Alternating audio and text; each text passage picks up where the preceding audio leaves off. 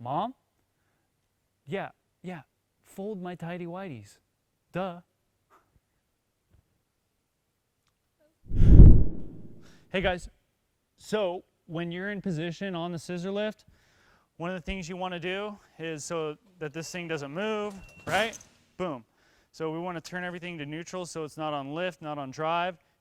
And we push that down and we're safe. It ain't going to move.